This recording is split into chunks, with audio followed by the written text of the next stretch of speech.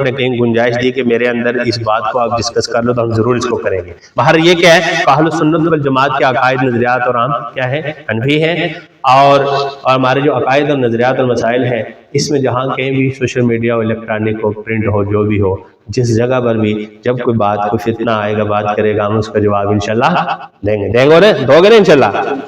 تو یہ کیا ہے, شارٹس کی ہم نے کیا کر لیا, رب باری تعالیٰ صفات میں بھی ذات میں یکتا ہے, صفات میں صفات کے تقاضوں میں بھی یکتا ہے. یہ بات سمجھ آ گئی, آ رہی ہے. رسالت, عقیدہ رسالت, یہ لفظ عقیدہ اس کا معنی ہم نے شروع میں شاید بیان نہیں کیا. عقیدہ کا مطلب کیا ہے؟ بولو بولو بولو بولو, دو نے پختہ یقین بتا دیا بھائی, بولو. ہاں بھائی سمانے والے سمانے, عقیدہ کا معنی کیا ہے؟ اچھا یہ لفظ معنی نہیں ہوتا, معنی ہوتا ہے. کیا ہوتا ہے؟ جیسا موسیٰ نہیں ہوتا, معنی نہیں ہوتا. ٹھیک ہے, عقیدہ کا معنی کیا ہے؟ بتاؤ بتاؤ بتاؤ, بولو. ہاں جی گرا, ہاں جی ٹھیک ہے. اسی سے کہ لفظ چلتا ہے, ہم عموماً ہمارے ہاں کہنا حق و نکاح ہوئی گیا, آنا نہیں ہونے, وہ لفظ ہوتا ہے عقد و نکاح. عقد و نکاح, عقد گرہ لگانا ہوتا ہے. اسی سے لفظ عقدہ, عقدہ گرہ کو کہتے ہیں. اسی سے عقیدہ ہے. سمجھ آگے کہ جس طرح کہتے ہیں رب باری تعالیٰ کے ساتھ ایک کمٹمنٹ, ہاں کہتے ہیں گرہ مار کے چیز کو پکا کر لینا. کچھ نظریات میں اور ان چیزوں میں اللہ تبارک و تعالیٰ کے ساتھ کیا ہو جانا, ایک پکی کمٹمنٹ کر لینا, اسی کو عقیدہ کہتے ہیں. اور عموماً اس کے لیے لفظ جو دوسرا استعمال ہوتا ہے وہ ایمان کا ہوتا ہے. توجہ کرو گے, آپ لوگ کہیں چلے گئے ہو, میں نے کہا تھا میں بہت اجمال کے ساتھ قیمتی باتیں بتاؤں گا, کم وقت میں بتا کے پھر میں چلا جاؤں گا. آپ آئے ہو دور سے آئے ہو باتیں سمجھ کے, ہم نے سیکھنا ہے زندگی میں, اس کے بعد بعض ہم موقع نہیں ملتے. ایمان اور عقیدہ میں فرق کیا ہے؟ یہ دونوں لفظ استعمال عقیدہ کی جگہ ایمان, اور ایمان کی جگہ عقیدہ استعمال ہوتا رہتا ہے بسا اوقات. دیکھا ہے کبھی؟ اب بھی کرتے ہو نا, عقیدہ ایمان, ایمان عقیدہ کرتے ہو کہ نہیں؟ کیا معنی ہے, فرق کیا ہوگا اس کا؟ بولو, نہیں بولتے اور نہیں بولتے. عقیدہ غلط اور صحیح ہو سکتا ہے, ایمان ہمیشہ صحیح ہوتا ہے, غلط نہیں ہوتا.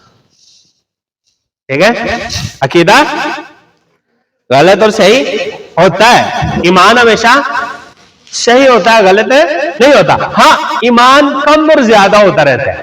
الایمان یزید و ینقص, ایمان کم اور زیادہ ہوتا رہتا ہے. عقیدہ یا تو غلط ہوتا ہے یا صحیح ہوتا ہے.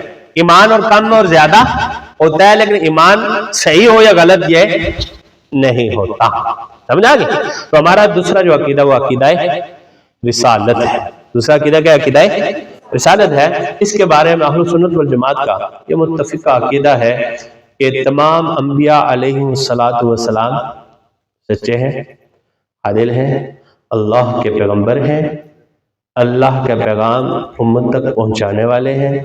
جس پر جو بھی کتاب اتری وہ بھی سچی تھی, اس میں جو کچھ تھا وہ بھی سچا تھا. تمام انبیاء سچے ہیں.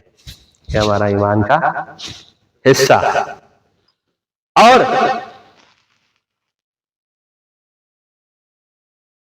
ایک لاکھ 24,000 کم و بیش انبیاء, پیغمبر کا لفظ یہاں پر استعمال کیا جو زیادہ مناسب ہوتا ہے. پیغمبر کا لفظ استعمال کیا جائے تو کیا ہوتا ہے, زیادہ مناسب ہوتا ہے. کیوں؟ پیغمبر جو لفظ ہے نا, اس میں انبیاء بھی شامل ہو جاتے ہیں, رسول بھی ہو جاتے ہیں. سمجھ آئیے کہ نہیں؟ ہم کہتے ہیں نا انسان سے مراد مرد بھی ہوتا ہے, عورت بھی ہوتی ہے. جب ہم لفظ پیغمبر استعمال کرتے ہیں اس میں نبی بھی آ جاتے ہیں اور رسول بھی آ جاتے ہیں, کیونکہ نبی اور رسول میں فرق ہے. نبی اور رسول میں فرق ہے. 313 رسول ہیں. کتنے ہیں؟ اور ان میں اولو العزم پیغمبر ہیں, وہ کتنے ہیں؟ کون کون سے؟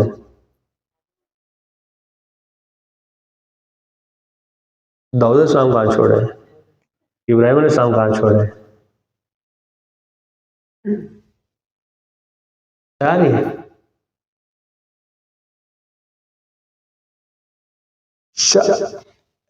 کسی نے 6 والی بات کہیں پڑھی تھی ایسے تکا لگایا؟ ہاں کس نے کہا 6؟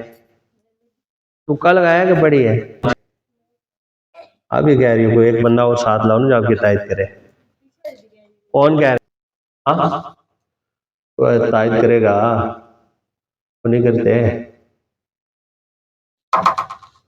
آدم علیہ السلام، ابراہیم علیہ السلام اور 4 انبیاء رسول جن کو کتابیں دی گئی، یہ سارے اولو العزم میں آئیں گے. ٹھیک ہے نا؟ لیکن 313 رسول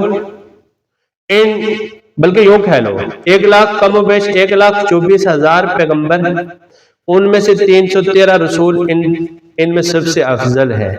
ان میں 313 میں اولو العزم پیغمبر افضل ہیں. ان میں سب سے ایک طرف ہوں محمد صلی اللہ علیہ وآلہ وسلم، دوسری طرف یہ سب سے افضل ہے. یہ ہمارا کیا ہے؟ عقیدہ ہے. وعلیکم السلام. یہ کیا ہے ہمارا عقیدہ ہے. یہاں پر میں بہت خاص بات کرنے لگا ہوں، مجھے توجہ چاہیے ہوگی. ہم نے کہا نا کہ پوری کائنات کے اندر اللہ تبارک و تعالیٰ نے 1,24,000 کم و بیش پیغمبر بھیجے، اس پہ 313 رسل ہے، پھر اولو العزم پیغمبر ہے. یہ تمام رسول، تمام انبیاء اور اولو العزم پیغمبر ایک طرف رکھو، محمد صلی اللہ علیہ وآلہ وسلم ایک طرف ہوں، یہ تمام مل کر آپ صلیوں کا مقابلہ نہیں کرتے. اس کی وجہ کیا ہے؟ اس کی دلیل یہ ہے کہ وہ خاتم النبیین ہے. وہ کیا ہے؟ خاتم النبیین، ختم نبوت. خاتم النبیین کا مطلب کیا ہوگا پھر؟ خاتم النبیین، خاتم جو لفظ ہے نا یہ اسم اعلیٰ کا ہے.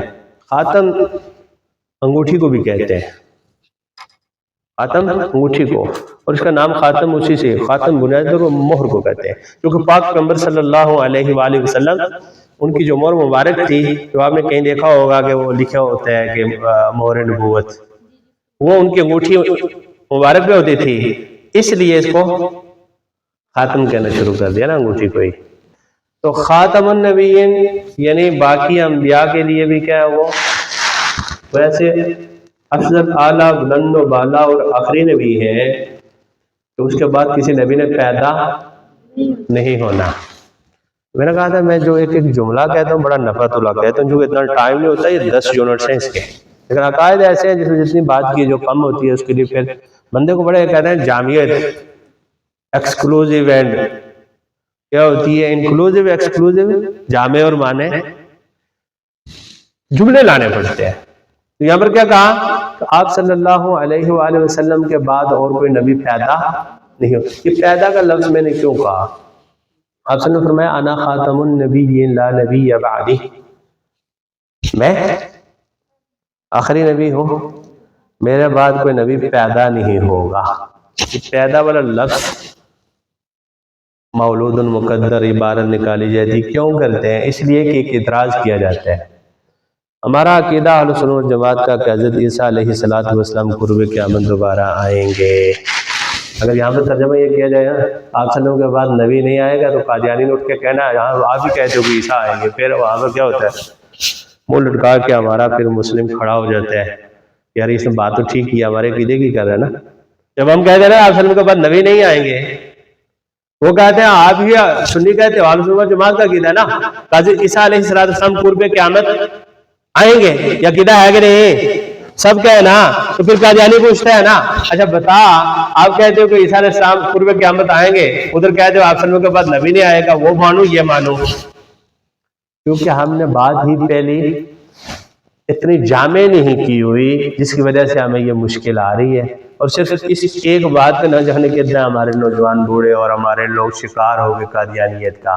تو آپ نے اس کے شکار نہیں ہونا. اس کے لیے کیا جامع سا لفظ آپ صلی اللہ علیہ وآلہ وسلم کے بعد اور کوئی نبی پیدا نہیں ہوگا.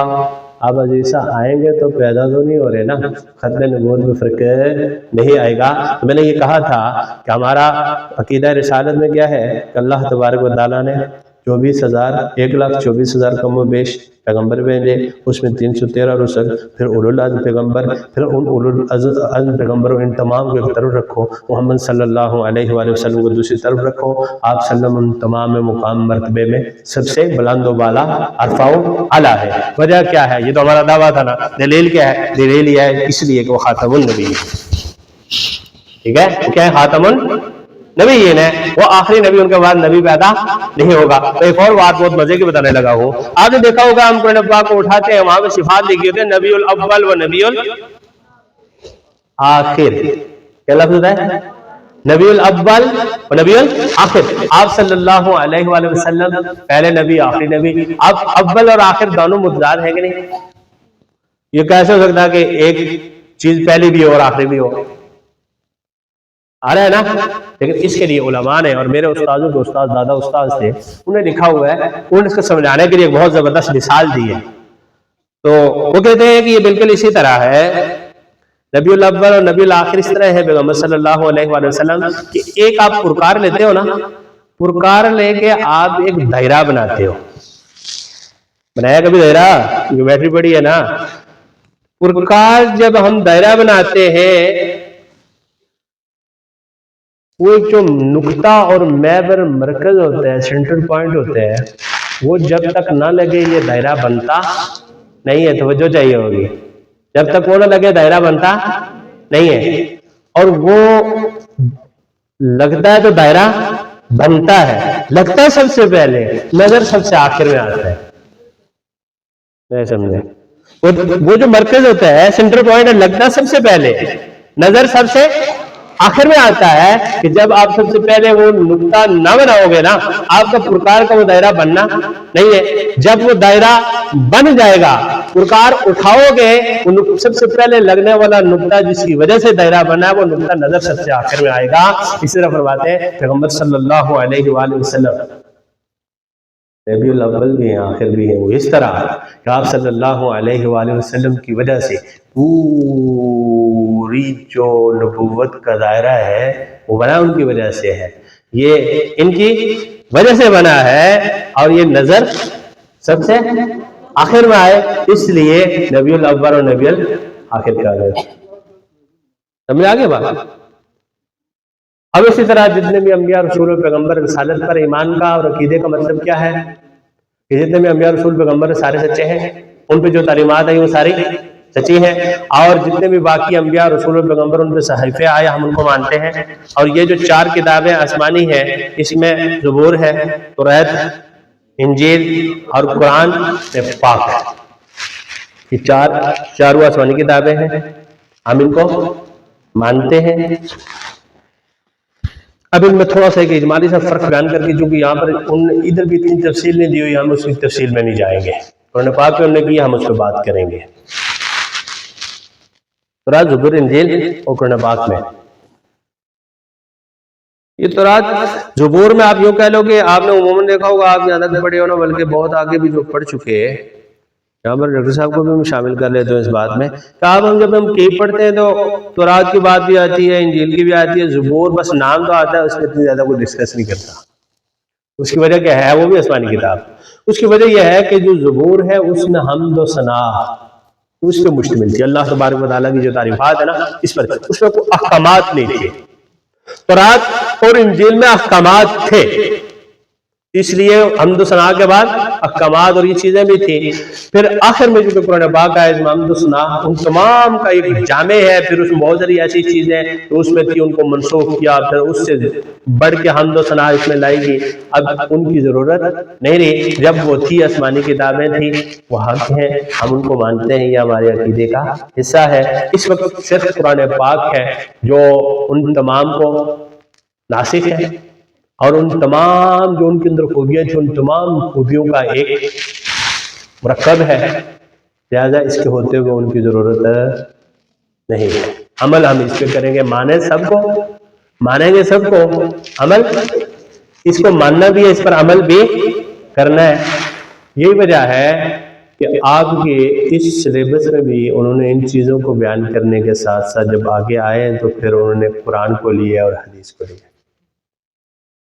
اب قرآن میں اور باقی ان میں فرق کیا ہے؟ قرآن کی تعریف کیا ہے، تعارف کیا ہے؟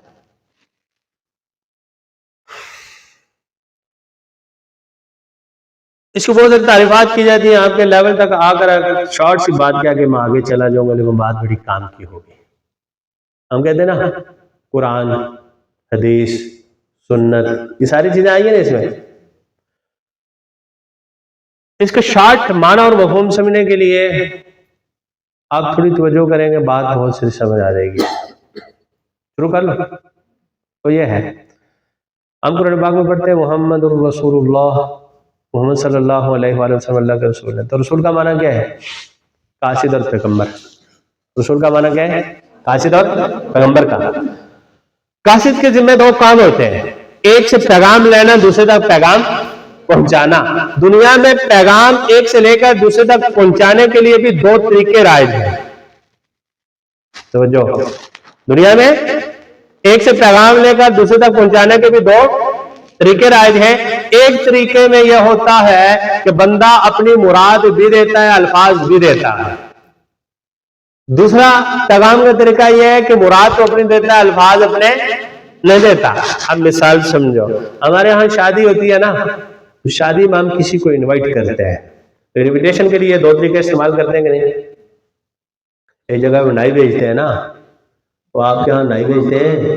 نائی بھیجتے ہیں نا.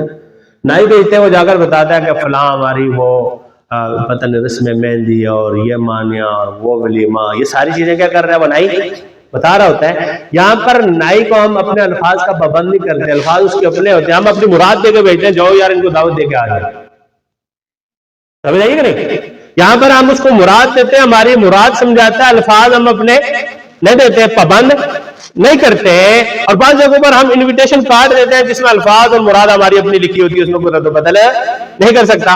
اب یہاں پر آؤ، یہاں پر الفاظ بھی اللہ کے ہوں، مراد بھی اللہ کی ہو. قرآن کہتے ہیں الفاظ پیغمبر کے ہوں، مراد رب کی ہو.